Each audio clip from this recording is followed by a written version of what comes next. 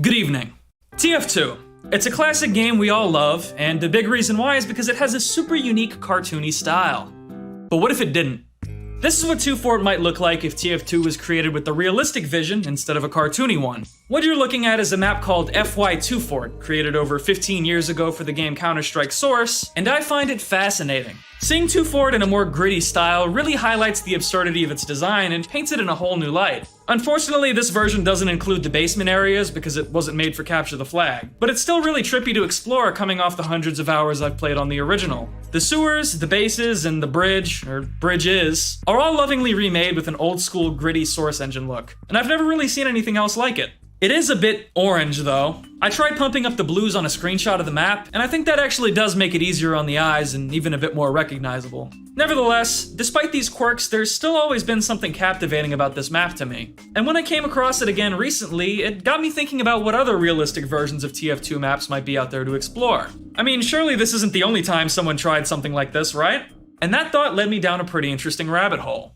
So, if you didn't know, Team Fortress 2 was the first and basically only game in the Team Fortress franchise to feature its cartoony style. The original Team Fortress takes after Quake and is by extension a bit gothic. A lot of the maps look like abstract castles, and the characters are all brawlic space marines fighting with weird fantastical weapons. Team Fortress Classic took after Half-Life. Its levels are a lot more concrete and industrial, and its characters are high-tech mercenaries fighting with more traditional-looking firearms. Then, after a decade in development hell, TF2 decided to throw both of those styles completely out of the window in favor of, well, Pootis guy and his dumb fucking sandwich. The point I'm making is that Team Fortress arguably has more of a history as a realistic, or at least gritty series, than it does as a lighthearted and cartoony one. Because of this, most of the Team Fortress community was expecting TF2 to be a more grounded game before its final style was revealed. And that misconception is what inspired most of what I'm about to talk about in this video. First of all, back when I was working on my Where's Team Fortress 1 video, I remember trying out a fan build of the cancelled Team Fortress Invasion game from 2003. This build included yet another really strange realistic version of 2 Fort that I was quickly able to track down. Now, contrary to what some people online say, this is not an actual leaked TF2 map. It's instead just a test level that some mod team created way back in the day.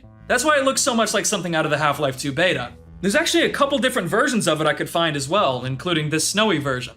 Isn't it kind of strange to think that for several years before TF2 came out, this is what people online anticipated it to look like? In fact, you can even find videos on YouTube from before TF2's release or official announcement of people messing around on this scuffed 2 Fort. I don't know, I thought that was interesting. Anyway, the map itself is unfortunately mostly unremarkable. It's not really anything like the 2 Fort we all know and love apart from its layout, and even then it's bastardized and pretty unfinished. There's no sewer area, so if you fall off the bridge, you're just kind of stuck in water until someone kills you. In fact, I'm not even actually really sure what game mode this version was meant to be played in. It doesn't really have capture zones or anything like that. Regardless, it's still not only another interesting depiction of realistic 2 Fort, but also a very novel piece of Team Fortress history as well. Don't worry though, I've got something more interesting.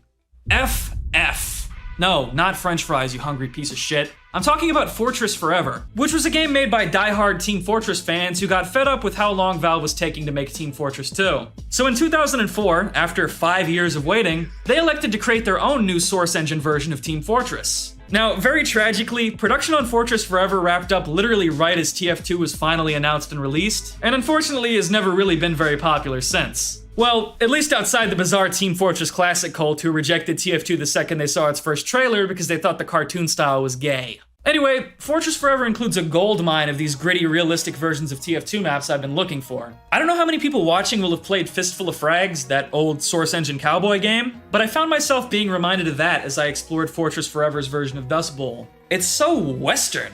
I know TF2 is Western too, but this really looks like a place that insane cowboy people would be throwing dynamite at each other in. Here, I'll even add some in.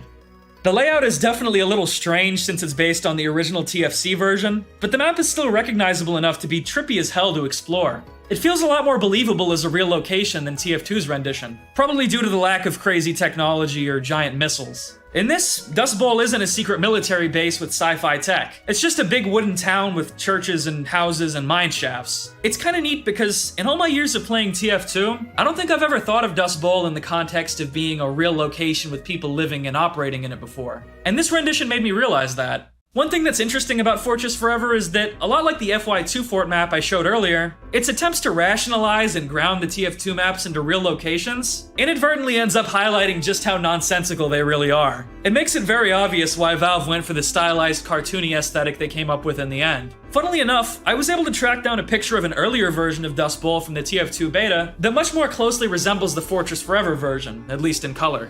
I wonder if the TF2 community will ever get their hands on this one. It's interesting looking. Fortress Forever also has its own rendition of 2 Fort, too, and it's weird.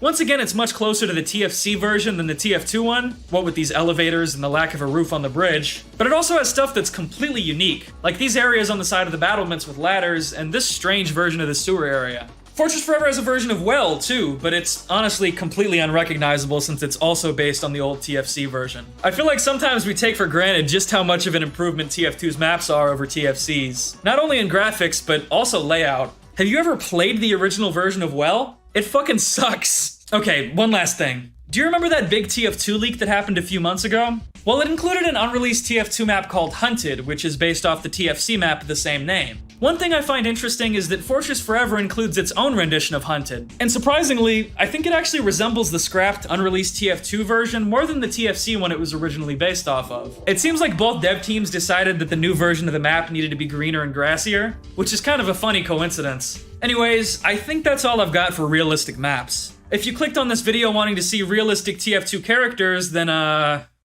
I know.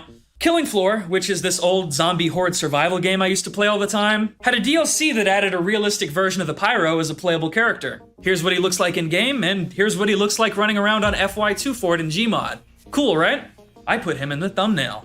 I also found an ArtStation page for a guy named Radovan Szczęsny, who made a couple remakes of TF2 weapons that turn him into something out of Fallout 3, which are pretty interesting to look at. These guns aren't really designed with any type of realistic function in mind, so seeing them all gritty and shiny like this is a bit surreal.